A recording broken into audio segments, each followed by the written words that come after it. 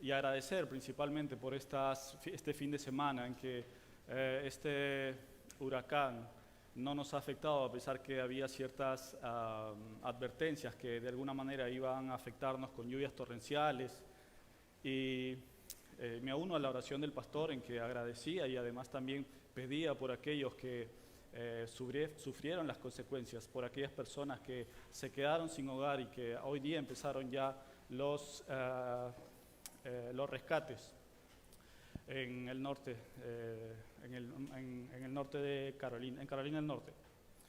Y precisamente con mi esposa, para prepararnos de cualquier adversidad, nosotros fuimos a Ace a comprar, entre algunas cosas, fuimos a comprar linternas. Esas linternas le dicen, ¿verdad? Okay.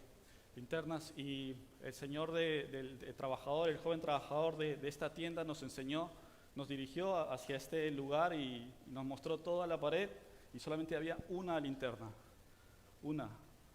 pero luego se habían acabado, la mayoría los habían comprado. Y bueno, al final pudimos comprar en otro lugar otra linterna y ciertos implementos como agua. No las necesitamos este fin de semana, gracias a Dios. Pero como dice aquella frase de seguro, es mejor tenerlo y no necesitarlo que necesitarlo y no tenerlo. Porque si bien es cierto, no usamos una linterna ya muy seguido, pero en la oscuridad una linterna es de mucha utilidad.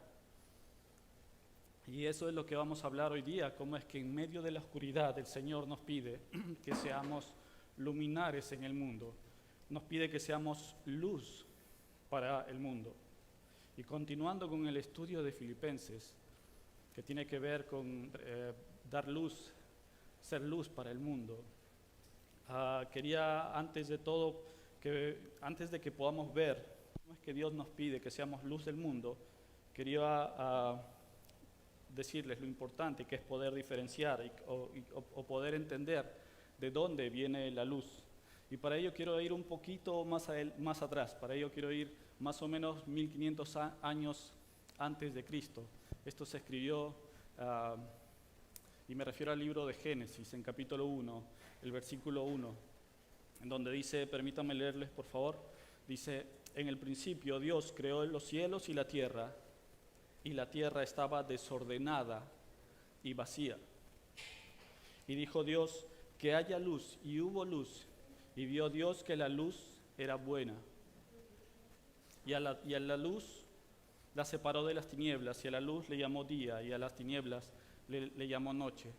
Llegó la tarde, cayó la noche, cayó la tarde, y llegó la mañana. Ese fue el día primero, dice la palabra. Y continuando en el mismo capítulo de Génesis, en el versículo 14, dice, luego Dios dijo, que haya luminares en la bóveda celeste para que separen el día de la noche y que sirvan de señales para los días, las estaciones y los años. Y el relato continúa y dice, y así fue, y hizo dos grandes lumbreras, el sol para ser rey del día y la noche para que sea reina, y la luna para que sea reina de la noche. Y así también creó las estrellas. En otra versión dice, creó el sol para que enseñorease en el día y creó la luna para que enseñorease en la noche. Y para que reinaran en el día y la noche, para que separaran la luz de las tinieblas. Y vio Dios que era bueno. Cayó la tarde, llegó la mañana, ese fue el día cuarto. Entonces podemos ver dos creaciones en 2 días diferentes. Veíamos cómo en el primer día Dios creó la luz y vio Dios que la luz era buena y vio Dios que la luz era buena y separó el día de la noche y al día lo que llamó a la luz le llamó día y a la noche y a las tinieblas la llamó noche. Y después creó las lunas y las estrellas para que sirvan de señales, el sol, la luna y las estrellas para que sirvan de señales para las estaciones, los días y los años. Quería hablarles también de Antares. que es una estrella que tiene cuya luminosidad es 10.000 veces mayor a la del Sol. Y si quieres tener una idea del tamaño de esta estrella, junta 883 soles, una al costado de otra, y vas a poder tener el radio de esta estrella gigante. También existe un conglomerado de estrellas llamado las Pléyades, que es un conjunto aproximado de entre 500 y 1000 estrellas, entre las cuales 8 son generalmente más visibles que las demás. De hecho, el Antiguo Testamento habla de este conglomerado de estrellas que son las Pléyades. En el libro de Job dice: esto es verdad, y lo sé. ¿Cómo puede el hombre justificarse ante Dios? Su corazón es sabio, grande, y grande es su poder. Nadie puede desafiarlo y salir bien librado. Ordena al sol o no salir, y éste no sale. A las estrellas le quita su brillo. Extiende los cielos como un manto y pasea sobre las olas del mar. Él hizo la Osa, las Pléyades, el Orión, las constelaciones del sur. Y así también lo repite en Job capítulo 38, y en el libro de Amos capítulo 5 también se menciona a las Pléyades. Y es importante poder diferenciar cómo es que Dios primero creó la luz y luego creó estos instrumentos de luz. Y es importante que nosotros podamos diferenciar que el sol, la luna y las estrellas no son la luz, sino que son instrumentos o son un reflejo de luz. De la misma manera es que nosotros debemos ser luz, pero no porque nosotros seamos luz, sino porque somos un reflejo de lo que Dios ha hecho en nosotros, porque Dios es la luz. En Juan capítulo 1 dice: el principio era el verbo, y el verbo era Dios, y el verbo era con Dios, y el verbo era Dios. Este era el principio con todos. Todas las cosas por Él fueron hechas, y sin Él nada de lo que ha sido hecho fue hecho. En Él estaba la vida, y la vida era la luz de los hombres. La luz en las tinieblas resplandece, y las tinieblas no prevalecieron contra ella. Hubo un hombre enviado de Dios, el cual se llamaba Juan. Este vino por testimonio, para que diese testimonio de la luz, a fin de que todos creyesen por él. No era él la luz, sino para que diese testimonio de la luz. Aquella luz verdadera que alumbra a todo hombre venía a este mundo. Entonces en el relato dice que Juan venía a dar testimonio de la luz, y que aquella luz verdadera, que era Cristo, venía a este mundo. Si nosotros quitamos la luz de Cristo en nuestras vidas, o si quitamos a Cristo de la ecuación de nuestras vidas, vamos a tener una vida completamente oscura, o un problema con un resultado completamente negativo. Y recordando un poco las dos últimas palabras, en las dos últimas semanas, lo que leíamos sobre la humillación y exaltación de Cristo, podíamos ver el valle de Cristo, que era la humillación y la exaltación. Primero hablábamos de la humillación de Cristo, que Jesús se despojó a sí mismo. Y el pastor nos hablaba de la kenosis de Cristo, que era cómo era que el Señor, siendo Dios, se despojó a sí mismo. Cómo es que el Señor siendo Dios, asumió la forma de siervo. Y veíamos también la escalera al descenso, en donde el Señor estaba en el trono, se despojó a sí mismo, fue siervo, luego fue siervo, hombre, fue obediente hasta la muerte, y muerte de cruz. Y esa era la humillación de Cristo. La semana pasada el pastor nos hablaba sobre la exaltación de Cristo, y ese era el valle de Cristo, donde el pastor nos hablaba de qué era la exaltación, y aprendíamos a través de la palabra cuál era la fuente de exaltación, que la exaltación no proviene del hombre, sino que provenía de Dios, y Dios reconoció a Jesús por los méritos que Él mismo hizo.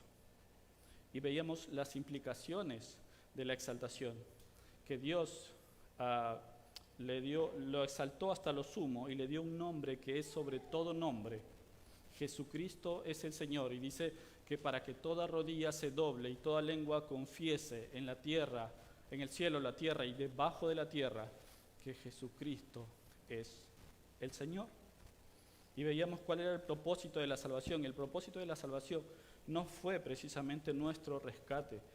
El propósito de la salvación fue la glorificación de Dios. Y la glorificación de Dios para dar favor a nosotros. Era la glorificación de Dios, y Él hace las cosas para glorificarnos, para glorificar su nombre en favor de nosotros. Y leíamos que las últimas semanas decía que en Filipenses 2, del 6 al 11, quien siendo en forma de Dios no estimó el ser igual a Dios como cosa a que aferrarse, sino que se despojó a sí mismo y tomó forma de siervo y se hizo semejante a los hombres, y estando en la condición de hombre se humilló a sí mismo y se hizo obediente hasta la muerte, y muerte de cruz, por lo cual Dios también lo exaltó hasta lo sumo y le dio un nombre que es sobre todo nombre, para que en el nombre de Jesús se doble toda rodilla de los que están en los cielos, en la tierra y debajo de la tierra, y toda lengua confiese que Jesucristo es el Señor, para la gloria de Dios el Padre. Y ahora Pablo, después de decir esto a los filipenses y a nosotros por extensión, que también seamos irreprensibles, sencillos, humildes e intachables en medio de una generación maligna, escribe Pablo a los filipenses, y que tomemos como ejemplo la humillación de Cristo y la exaltación de Cristo, porque solamente fue Él el que pudo tener una vida perfecta. No hay ninguna persona en la historia de la humanidad que hizo lo que hizo Jesús, que vivió una vida sin pecado. No hubo ni un milisegundo durante toda su vida en Jesús en que Él haya tenido un pensamiento de pecaminosidad. Lo que dice Pablo es que tenemos ejemplo entre la humillación de Cristo y tenemos garantía por la exaltación de Cristo. Y esa garantía es la que nos da el Señor en la eternidad. Para ello, por favor, quiero que me acompañen a la lectura de hoy, que es Filipenses 2, del capítulo 2, del versículo 12 al 18.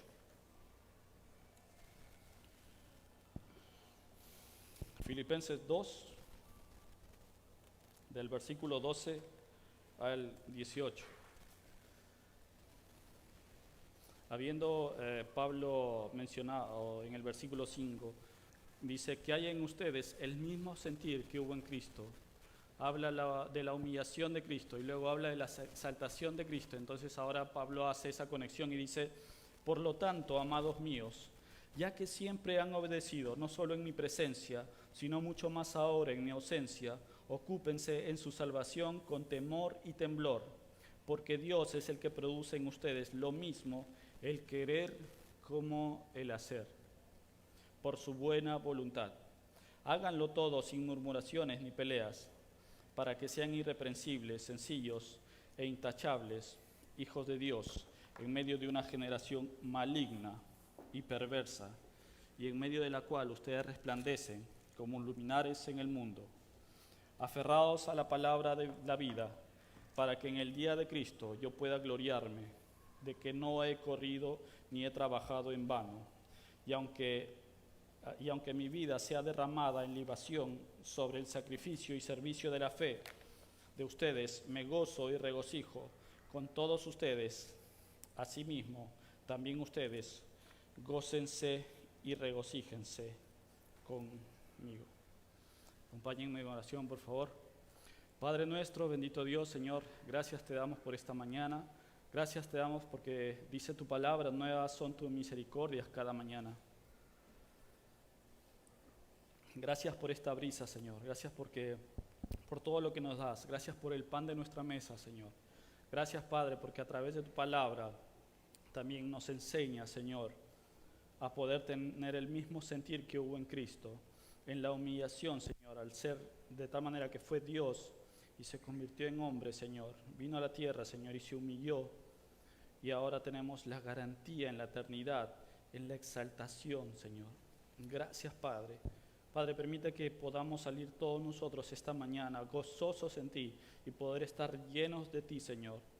Padre, guíame para que tu Espíritu Santo sea bendito Dios, hoy sobre todos nosotros, Padre, y que podamos entender y podamos recordar durante todas nuestras vidas, Señor, tu palabra, Señor, y aplicarla, Padre.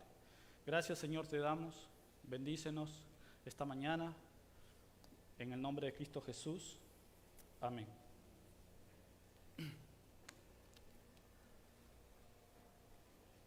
Entonces, en el versículo 5, Pablo dice, en el versículo 5 del capítulo 2, Pablo dice, tengan el mismo sentir que hubo en Cristo, hablándonos de la humillación y luego de la exaltación. Pablo hace esta conexión, dice, por lo tanto, haciendo esta conexión directa, y nos llama a ser como Cristo y buscar ser imitadores de Él. Y Pablo es un claro reflejo de lo que él mismo está diciendo. Él proyecta la luz de Cristo de alguna manera. Recuerden que Pablo cuando escribió esta carta, estaba en la cárcel. Y es Pablo quien, estando en la cárcel, le dice a los que están libres, a los que están afuera, le dice, gócense conmigo, que tengan el mismo sentir que hubo en Cristo. Y esta carta a los filipenses, que es conocida como la carta del gozo, es Pablo quien escribe esta carta con tanta ternura y tanto amor, que dice, amados míos, gócense como yo me estoy gozando. Y continúa la palabra, continúa la carta, y Pablo les exhorta y les dice, amados míos, sé que ustedes son obedientes en mi presencia y ahora mucho más en mi ausencia. Y les exhorta a tener una vida irreprensible, a no tener contiendas, a que no haya murmuraciones. Por lo que Pablo no sabía si es que iba a volver a ver a los filipenses, pero lo que Pablo sí sabía es que dentro de lo posible esta era una iglesia que seguía a Cristo, una iglesia sana que buscaba obedecer o imitar a Cristo. Y hay 3 puntos principales de lo que vamos a hablar esta mañana. El primero es cómo Pablo nos pide tener nuestra mirada fija en la eternidad y no en las cosas de este mundo. Es como si tuviéramos nosotros unos binoculares o esos aparatos para mirar a larga distancia, de tal manera que nosotros cuando caminamos en esta vida, cuando estamos en esta vida, no podamos guiarnos por lo que nos sucede horizontalmente, sino que nuestra mirada esté fija en las cosas del reino. Y eso es lo que Pablo nos dice, que podamos tener nuestra mira en las cosas del cielo, nuestra mira en la eternidad. El segundo punto que quería hablarles es cómo Pablo nos instruye a tener esa mirada fija. Es cierto, nosotros debemos tener nuestra mirada fija, pero es que ¿cómo es que debe ser nuestra actitud? ¿Cómo debemos nosotros comportarnos? ¿Cuál es el ejemplo que nosotros debemos tener para poder tener nuestra mirada fija en la eternidad? Y el tercer punto es el resultado de tener una mirada fija en la eternidad, teniendo como ejemplo a Cristo Jesús. Entonces el primer punto es tener la mirada fija en la eternidad, el segundo es nuestra actitud y nuestro ejemplo, el segundo punto es nuestra actitud y el ejemplo, y el tercer punto es el resultado de tener esa actitud y haber tenido como ejemplo a Cristo Jesús. Entonces, en el primer punto hay una pregunta que quería esta mañana presentarles y decirles y hacerles. ¿Qué es tener la mirada fija en la eternidad? Para ello quería contarles el caso de Helen Howard Lemmel. Ella nació en Inglaterra en 1863 en la familia de un ministro de Wesleyan, quien emigró a América cuando Helen era apenas una niña. Desde temprana edad Helen se interesó por la música y sus padres pagaron los mejores maestros que podían encontrar para que puedan enseñar e instruir a Helen. Helen volvió a Europa y estudió música en Alemania. Se casó con un hombre europeo adinerado, pero la abandonó cuando ella quedó ciega. En 1918, a la edad de 55 años, Helen oyó una frase de un tratado evangélico titulado Enfocado. escrito por Lila Strother, que la impresionó grandemente porque esta frase que escuchó en la radio decía: así que vuelve tus ojos hacia Él, mira plenamente en su rostro y te darás cuenta de que las cosas de la tierra adquirirán una nueva y extraña falta de valor. Y ella continúa su testimonio y dice: y en mi alma y espíritu sonaba una canción, no con un tiempo consciente o palabra por palabra para formar un verso o hacer una melodía. Siendo ciega, Helen Howard, ella compuso el famoso himno Fija tus ojos en Cristo, cuya primera estrofa dice así: oh alma cansada y turbada, sin luz en tu senda andarás. Al Salvador mira y vive, del mundo la luz es su faz. Y el coro dice: fija tus ojos en Cristo, tan llenos de gracia y amor, y lo terrenal sin valor será a la luz del glorioso Señor. Helen había perdido la visión, pero podía ver a Cristo a través de los ojos de la fe. Entonces, volviendo al relato, después de que Pablo habla sobre la humillación y la exaltación y haciendo esta conexión, diciendo, por lo tanto, él dice: amados míos, ya que siempre me han obedecido, no solo en mi presencia, sino ahora mucho más en mi ausencia, ocúpense de su salvación. La traducción original del verbo ocupar significa trabajar en algo sin interrupción hasta poder conseguirlo. Esto no se refiere a que debemos trabajar o hacer obras para poder obtener la salvación, pero sí se refiere a la responsabilidad que tiene cada creyente de obedecer en su proceso de santificación. Y les repito, no se refiere a que debemos trabajar o hacer obras para obtener la salvación, pero sí se refiere a la responsabilidad que tiene cada creyente en obedecer en su proceso de santificación. Pablo a los Corintios les escribe y les dice también: así que, amados hermanos, amados míos, manténganse firmes y constantes y siempre creciendo en la obra del Señor, seguros de que el trabajo de ustedes en el Señor no es en vano. En otra versión dice: estén seguros de que el trabajo en el Señor no carece de sentido. A los colosenses les escribe: puesto que ustedes ya han resucitado con Cristo, busquen las cosas de arriba, donde está Cristo sentado a la derecha de Dios, y pongan la mira en las cosas del cielo y no en las de la tierra. Y todo lo que hagan, ya sea de palabra o de hecho, háganlo en el nombre del Señor Jesús, dando gracias al Padre por medio de Él. Entonces Pablo no solamente a los filipenses, sino a los colosenses les escribía y decía una y otra vez: fíjense en las cosas del cielo, busquen las cosas de arriba, donde está Cristo sentado a la derecha de Dios, pongan las miras en las cosas del cielo y no en las cosas de la tierra.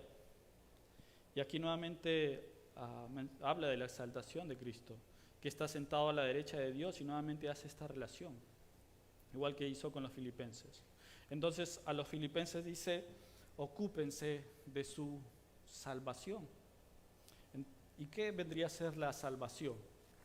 Según la academia, la RAE, la Academia de la Real Lengua Española, dice que la salvación es la acción y efecto de salvar o salvarse. Entonces, un doctor que atiende a un paciente en gravedad y cuyas acciones hace que este paciente salga de peligro, podríamos decir que esta persona que el doctor salvó a esta persona. Podemos decir que sí, porque de alguna manera el conocimiento, la experiencia que tuvo este doctor hizo que este paciente pueda estar fuera de peligro. Un salvavidas, cuando rescata a una persona a punto de ahogarse y la aleja del peligro, podemos decir que el salvavidas, que este profesional salvó la vida de esta esta persona que estuvo a punto de ahogarse, también podemos decir de cierta manera que sí, que lo salvó porque su habilidad, su rapidez o la astucia o su experiencia hizo que pudiera librar del peligro a esta persona que estuvo a punto de ahogarse. Entonces, entendemos que la acción y efecto que han hecho de estas dos personas es salvar a otras personas. Pero hay una salvación, pero esta salvación de la que habla Pablo no es una salvación no es una salvación terrenal, sino no es una salvación de la que nosotros de estos dos casos en que vemos que estas personas se libraron de la muerte. Esta salvación que habla Pablo es la salvación de la muerte eterna, porque a través de Cristo Jesús nosotros podemos ser resucitados junto con Él. La palabra dice que Dios, rico en misericordia, por su gran amor por nosotros, nos dio vida con Cristo, aun cuando estábamos muertos en nuestros pecados. Por la gracia hemos sido salvados. Dios nos resucitó en comunión con Cristo Jesús. Entonces, solamente a través de Cristo podemos tener esa salvación que ningún otro hombre puede dar. Por más que tenga experiencia, títulos o cargos o conocimiento, puede tener todo el conocimiento, pero la única salvación que nos puede dar, la verdadera salvación de la muerte eterna, es Cristo Jesús. Y continúa la frase diciendo: ocúpense en su salvación con temor y temblor. Esta es la actitud con la que deben procurar los cristianos su santificación. Requiere un temor saludable de ofender a Dios y un respeto profundo por Él. Y lo que quiere decir Pablo a los filipenses y a nosotros por extensión es que no deben de vanagloriarse por sus logros ni de la salvación. Pablo nos enseña a vivir con temor y temblor, que esto nos podrá acompañar a nuestras vidas para poder tener un temor reverente a Dios y poder alejarnos de nuestra condición pecaminosa en la que vivimos. De hecho, Proverbios lo menciona dos veces, en el capítulo 1 y el capítulo 9 dice: el principio de la sabiduría es el temor a Dios, al Señor. Y el versículo 13 continúa y dice: porque Dios es el que produce en ustedes el querer como el hacer por su buena voluntad. Y estos dos capítulos se complementan, porque primero dice, estos dos versículos se complementan, porque primero dice que debemos de actuar con temor y temblor, y el versículo 13 dice: porque de Dios es el querer como el hacer. Y estos dos versículos nos hace como un equipo con Dios. Nuestra parte es actuar con temor y temblor, y la parte de Dios es poner en nosotros el querer como el hacer. Y obviamente debemos de saber que esto es por pura gracia, porque no hay mérito que nosotros hayamos hecho, podamos hacer, en que merezcamos siquiera una pizca de misericordia del Señor. Sin embargo, Él envió a su Hijo para que a través de Él nosotros podamos ser salvos, de tal manera que si nosotros tenemos un temor reverente al Señor y un respeto profundo por quién es el Señor pondrá en nosotros el querer como el hacer. Dios es el que produce el querer como el hacer por su buena voluntad, dice la palabra. Y esta es la parte en que Dios actúa a través de nosotros. Cuando nosotros reflejamos una misma humildad en Cristo y estamos viviendo en su gracia, entonces estamos dejando que Dios tenga tanta influencia en nuestras vidas que ahora nosotros queremos hacer la voluntad de Dios. Y lo que hace ese Señor en nuestras vidas cambia nuestra forma de vivir. Cuando nos rendimos a los pies de Cristo por aquellos placeres que antes nos satisfacían, pero ahora son completamente vacíos para nosotros. Y no nos damos cuenta sino hasta que nos rendimos a los pies de Cristo y actuamos en arrepentimiento y fe. Cuando reconocemos a Cristo Jesús como nuestro Salvador, entonces entendemos cómo es que aquellas cosas que nos daban placer en el mundo, nos llenaban de un gozo superficial, eran algo pasajero. Y al recibir a nuestro Señor, dice la palabra que nosotros fuimos sellados con el Espíritu Santo. En Efesios, Pablo les dice: también ustedes, luego de haber oído la palabra de verdad, que es el Evangelio que los lleva a la salvación,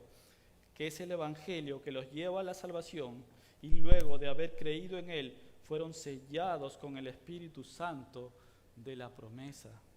Efesios 1:13 es el versículo que acabo de mencionar.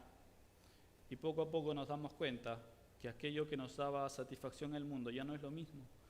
Y ahora estas cosas resultan vacías para nuestras vidas y nos vamos alejando de esas cosas y empezamos a querer más las cosas de Dios, empezamos a querer nosotros sumergirnos en la palabra, empezamos a querer nosotros alabar al Señor y empezamos a querer nosotros a querer hacer la voluntad del Señor. Entonces nuestro querer y hacer cambia totalmente y Dios lo hace a través del Espíritu Santo hasta el final de nuestros días. Y es lo que escuchó Helen Howard, y te darás cuenta que las cosas de la tierra adquirirán una nueva y extraña falta de valor. Y la salvación que Él nos da por medio de la fe es una salvación que por medio de Él producirá también un resultado. Juan, en el capítulo 5, en el libro de Juan, capítulo 5, el Señor Jesús dice: yo soy la vid y ustedes el pámpano. Lejos de mí nada pueden hacer. No pueden dar fruto lejos de mí. Para que puedan dar fruto tienen que estar unidos a mí. Y Juan Calvino dijo: la fe sola salva, pero la fe que salva no está sola. El libro de Santiago, capítulo 2, dice: muéstrame tu fe sin obras y yo te mostraré mi fe por obras. Entonces podemos entender que actuar con temor y temblor es nuestra parte y el querer y el hacer viene de Dios por pura gracia, y es como si nos abriera los ojos y nos demos cuenta que realmente las cosas, y nos demos cuenta de las cosas que realmente nos dan gozo en esta vida, que es servirle al Señor, que es la razón por la cual nosotros fuimos creados, para dar gloria y honra al Señor. Entonces, llegamos al punto 2. ¿Cuál debe ser nuestra actitud y qué debemos hacer para tener nuestra mirada fija en el cielo? El versículo 14 dice: hágalo todo sin murmuraciones ni peleas, para que sean irreprensibles y sencillos e intachables hijos de Dios.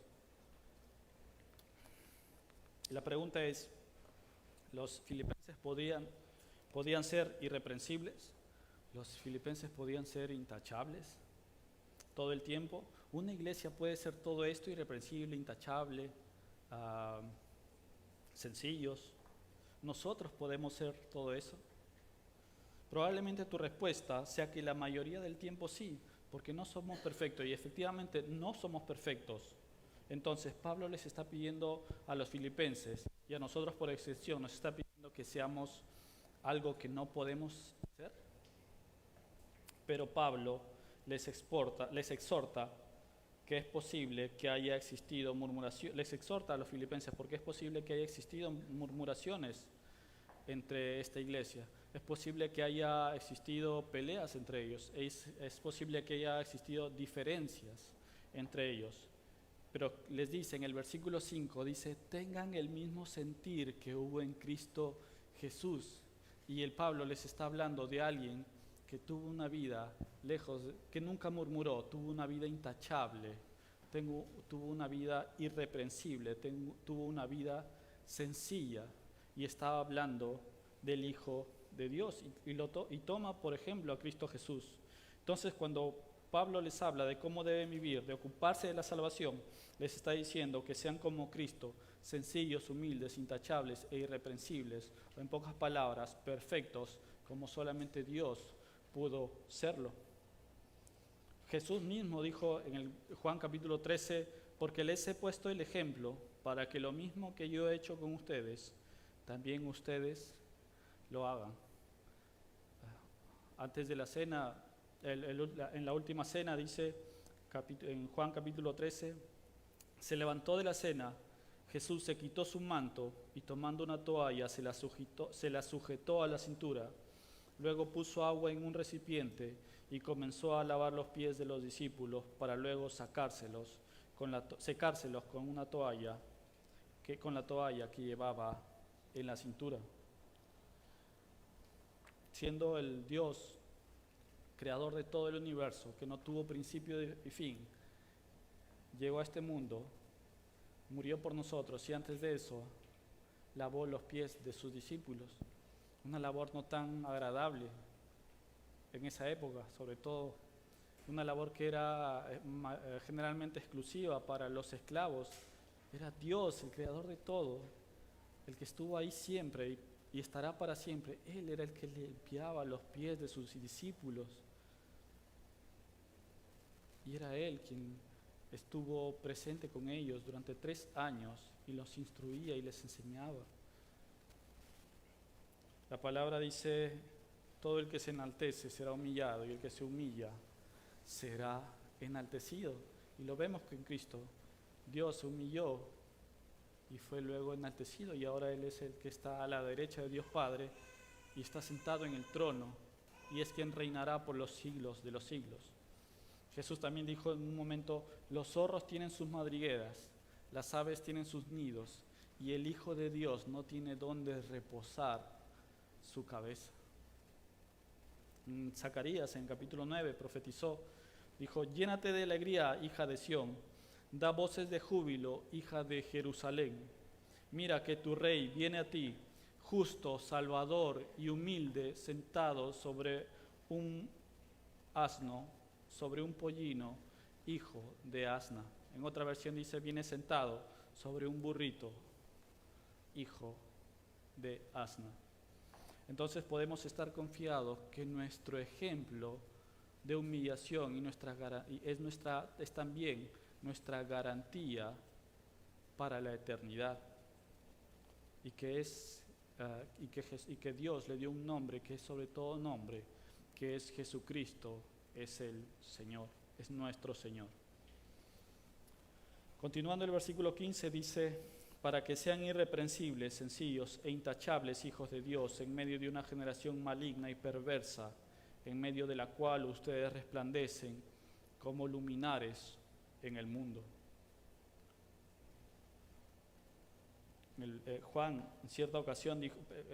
Jesús en cierta ocasión dijo, yo soy la luz del mundo, el que me sigue no andará en tinieblas, sino que tendrá luz de vida. Ustedes son la luz del mundo. Una ciudad sentada sobre un monte no se puede esconder. Tampoco se enciende una lámpara y se pone debajo de un cajón, sino sobre el candelero, para que alumbre a todos los que están en la casa.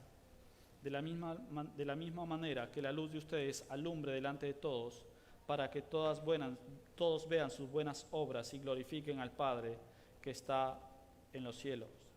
Entonces, Pablo les exhorta a los filipenses que puedan ser luz en medio de una generación maligna, dice, que puedan que ellos dar testimonio para dar gloria y honra a Dios. De la misma manera que la luna no tiene luz propia, sino que se refleja, que refleja la luz del sol por la noche, nosotros reflejamos la luz de Dios en gracia y verdad, recibiéndola y dirigiéndola para que alumbre a otras personas. Y nosotros no estamos muy alejados de aquel contexto en el cual Pablo estaba hablando. Nosotros ahora vivimos en un mundo que cada vez se aleja más de Dios, cada vez va en contra de Dios. Incluso muchas veces niegan la existencia de Dios. Y dice la palabra que nosotros debemos ser la luz del mundo y debemos de tener cuidado con esto, en que nuestro corazón no se llene de orgullo, porque dice la palabra también, el que se crea firme, cuídese de que no caiga.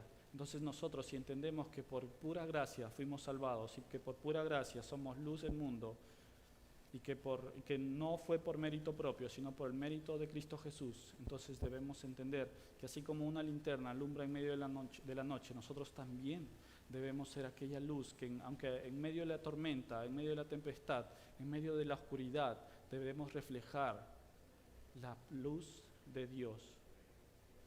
No nuestra propia luz, porque nosotros no somos luz y no podíamos tenerla sin el Señor. Y Pablo les dice a los Efesios, en la carta de los Efesios, capítulo 5, versículo 8, dice: en otro tiempo ustedes eran oscuridad, pero ahora son la luz del Señor. Por tanto, vivan como hijos de Dios. Porque en algún momento, al igual que los filipenses, en algún momento de nuestras vidas, nosotros también anduvimos en la oscuridad. Todos nosotros en algún momento estuvimos muertos en Cristo. En un momento nosotros también estábamos condenados para la muerte eterna. Y nosotros también fuimos parte de esa generación maligna y perversa. Pero por gracia de Dios ahora somos exhortados a ser luz, a ser imitadores de Cristo y de llevar el Evangelio de Cristo y alumbrar el camino de quienes están perdidos y que no hicimos nada para merecerlos. Este mundo es como si estuviera en medio de un huracán o de una tormenta, lleno de oscuridad, y el Señor nos manda a hacer luz para mostrarles el camino, y ese único camino es Cristo Jesús. Jesús dijo en Juan 14:6: yo soy el camino, la verdad y la vida, nadie llega al Padre si no es por mí. Hay muchas cosas que en el mundo atraen y que son aparentes luz, pero te llevan a un camino de maldad, te llevan a un camino perverso, te llevan a un camino de perdición. Continuando con el versículo 6, versículo 16 dice: aferrados a la palabra de vida. Pablo no tenía el Nuevo Testamento en ese momento y probablemente tampoco sabía que las cartas que él iba a escribir fueran parte del Nuevo Testamento. Pero Pablo lo que hacía era predicar a Jesús y hablar sobre el Evangelio, y es lo que nosotros debemos de hacer, aferrarnos a la palabra de vida que nos enseña la Biblia. La Biblia nos enseña el carácter de Dios, nos habla de su amor inmenso, de que su amor fue tan grande que envió a su único Hijo para que todo el que en Él cree no se pierda, mas tenga vida eterna. Entonces nosotros debemos aferrarnos a la palabra, conocerla y obedecerla para poder ser luz si seguimos las enseñanzas que están en la Biblia. Nosotros debemos ser luz, sí, pero para ello necesitamos de esa fuente de energía que produce luz, que es la palabra de Dios. Nosotros somos como, el ejemplo que quería darles es que nosotros somos como que el bombillo de luz, que sin Dios no podemos proporcionar luz. Pero si el bombillo está conectado a una corriente eléctrica, entonces puede proporcionar luz. Y ese instrumento, ese cable se puede comparar con la palabra de Dios, porque a través de él nosotros podemos conocer a Dios, podemos llegar al Padre, podemos llegar a esa fuente de energía y poder transmitir luz, porque sin él nosotros seríamos como un bombillo apagado, y un bombillo apagado no sirve para nada.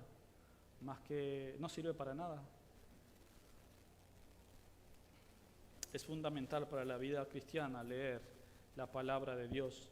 John Piper, pastor y fundador de Design God, decía en una de sus prédicas: sumérgete en la Biblia cada día, no le des solo un vistazo como si tuvieras prisa por hacer lo que realmente te gusta.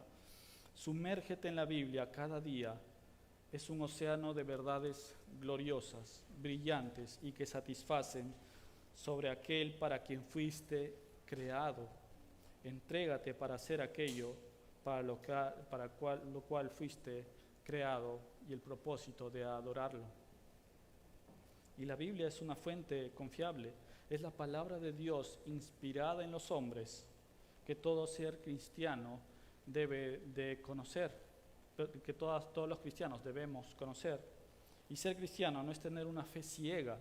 Dios quiere que conozcamos y estudiemos la evidencia de nuestra fe.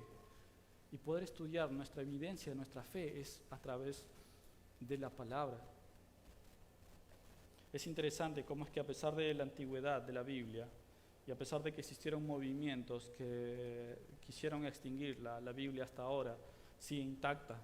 Juan Calvino, un teólogo francés del siglo XVI, conocido como uno de los padres de la Reforma protestante, dijo que el hecho de que la Biblia sea un libro muy antiguo y que siga viva a pesar de lo que ha soportado es un milagro irrefutable. Como dato curioso, Voltaire, que fue un escritor e historiador francés del siglo XVIII, dijo que 100 años después el cristianismo iba a desaparecer sobre la faz de la tierra. 50 años después de su muerte, su casa sirvió para reproducir Biblias en varios idiomas. Nosotros no podemos ser luz si es que no nos sumergimos en la palabra de Dios, si no conocemos aquel Cordero inmolado, si no conocemos el carácter de Dios, si no conocemos que Dios es justo y que nosotros estamos condenados al pecado si es que no recibimos a Cristo como Rey y no reconocemos a Cristo Jesús como nuestro Salvador. Es particular, en el libro del capítulo 8 de Hechos habla sobre el etíope. Dice que el etíope estaba leyendo Isaías 53, donde decía que el cordero era llevado al matadero, enmudeció y no abrió su boca, humillado fue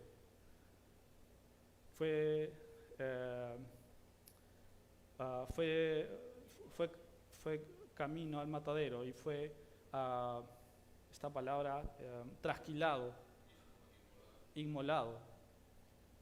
Y entonces el Hechos 8 relata que el etíope no entendía y le dijo a Felipe, si no me explican, ¿cómo puedo entenderlo? Entonces Felipe le explicó que este cordero del cual hablaba en Isaías 53 se trataba del Hijo de Dios, que sobre él iban a ser todos nuestros pecados. Y entonces el etíope dijo, entonces yo creo en el Hijo de Dios. Y luego vio una fuente de agua y dijo, ¿qué impide que yo me bautice? Entonces Felipe lo bautizó.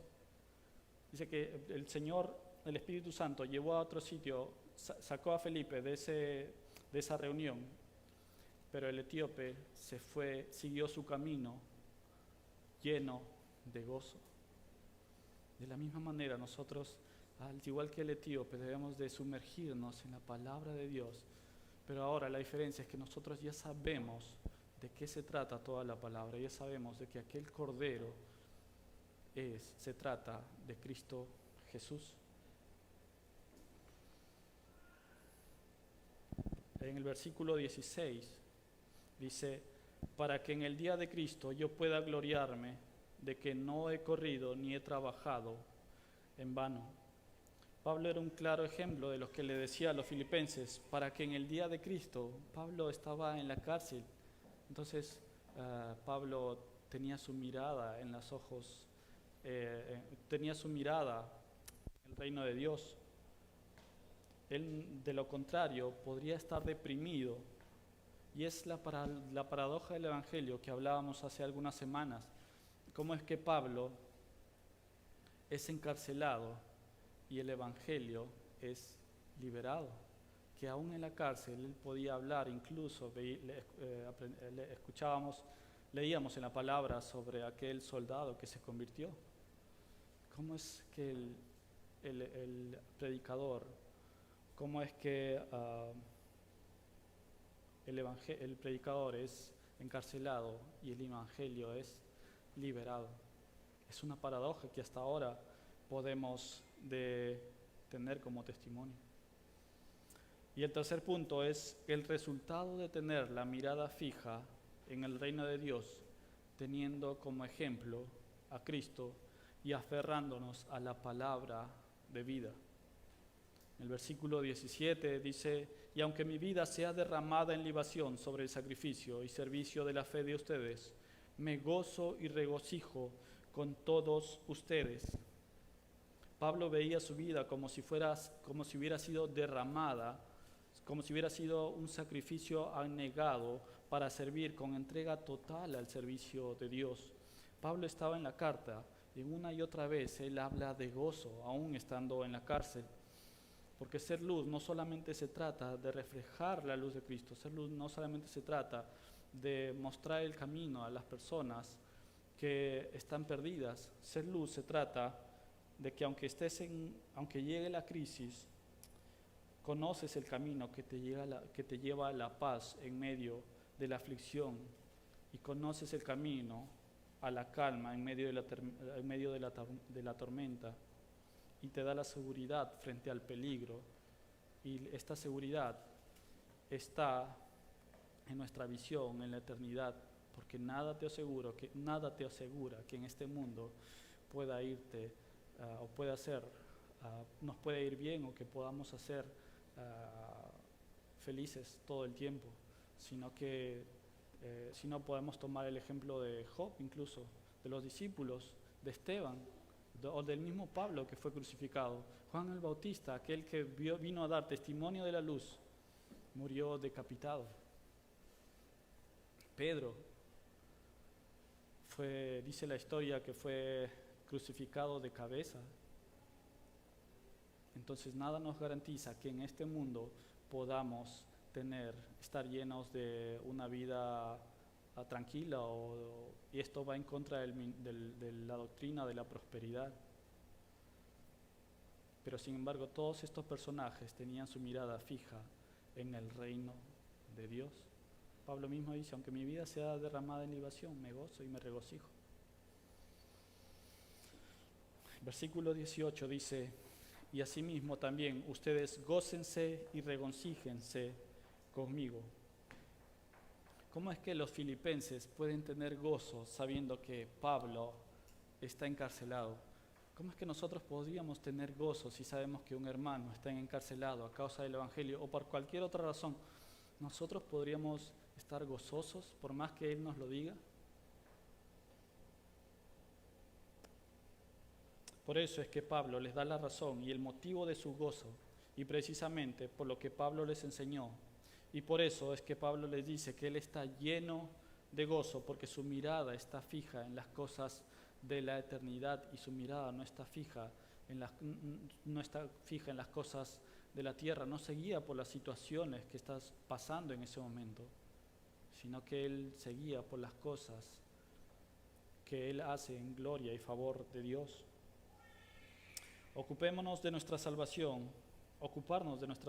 No se trata de tener suficiente dinero para vivir tranquilo. No se trata de tener el mejor auto, tener un hogar, o que nuestros hijos estén en las mejores universidades. No se trata de tener todos los seguros que podamos tener. No se trata de tener un seguro de vida que haga que entre cualquier situación podamos tener dinero. No se trata ni siquiera de dejar un legado en este mundo, porque dice la palabra que este mundo en un momento tendrá su fin, y tierra nueva y cielo nuevo tendremos al lado de Dios. Se trata del único camino que lleva a la salvación, y es a través de Cristo Jesús. Jesús dijo: ancha es la puerta y espacioso el camino que lleva a la perdición, y muchos son los que entran por ella. Pero estrecha es la puerta y angosto el camino que lleva a la vida eterna, y pocos son las que la encuentran. Entonces, hermanos queridos, no es fácil ocuparse de nuestra salvación y poder entender que en medio de cualquier situación debemos tener gozo. Por medio de cualquier situación no es fácil aceptar que es para la gloria de Dios. No es fácil, mucho más cuando nos falta trabajo, aun cuando un familiar está enfermo, cuando nosotros estamos enfermos, o cuando un hijo está enfermo, o cuando llega el momento de la crisis. No es fácil poder entender, no es fácil mirar las cosas enfocados en el reino de Dios. Pero para ello tenemos a Cristo Jesús, porque Él tiene poder para liberarnos y Él tiene poder para poder librarnos de cualquier adversidad. Y tenemos un claro ejemplo en Él, porque Él fue intachable, irreprensible, lleno de humildad y sencillez.